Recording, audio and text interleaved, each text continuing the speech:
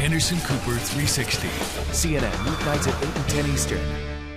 Keeping them honest in Egypt, where dozens are dead, hundreds injured after a weekend of bloodshed. It's the worst violence in Egypt since the uprising 8 months ago that toppled President Hosni Mubarak. All the talk of a peaceful transition, just talk at this point. Look at this. This is the reality in the new Egypt. Too similar to the old. Military tanks right there running over people Sunday night.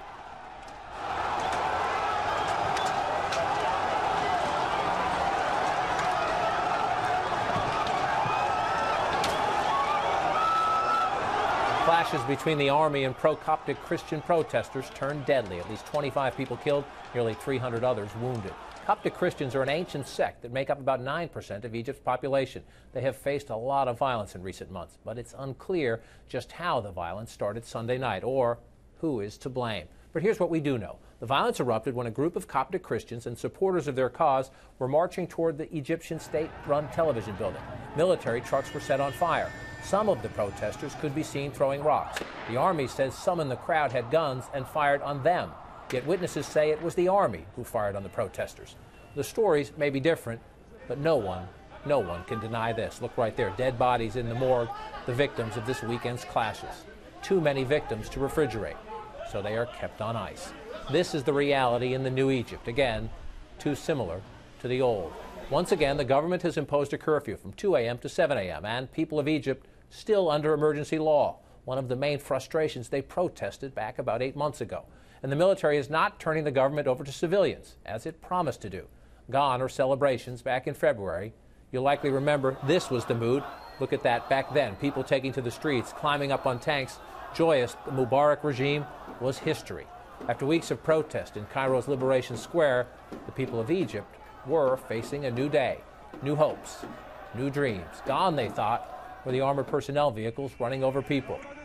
You remember this?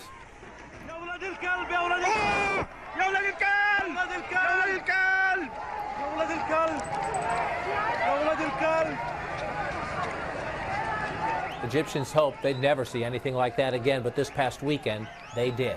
And just like during the uprising earlier this year, video is surfacing on YouTube. Now, we can't independently verify these videos, but we think it's important the world sees what's reportedly going on. We found this video on YouTube. It was recorded last week. Allegedly shows several members of the Egyptian army repeatedly hitting an Egyptian Christian. The man tries to protect his face from the clubbing. We found another shocking video on YouTube. We must warn you, though, it's not easy to watch. We've blurred the worst of it. This is Egyptian singer Rami Assam. He says he was beaten by the army in March. He says the scars on his back prove it. He claims they hit him and others with wooden sticks, metal pipes, hoses, leather batons, and belts. Also on YouTube from October 2nd, video purported to show Egyptian police and military forces torturing detainees, using tasers on them. Men who aren't showing any aggression, yet they are tasered, slapped. Again, this is the reality in the new Egypt, too similar to the old. Here at home, the White House says now is the time for restraint on all sides so Egyptians can move forward together and forge a strong and united Egypt. Just last week, Defense Secretary Leon Panetta visited Egypt and said he had full confidence in the country and its people. He also had this message.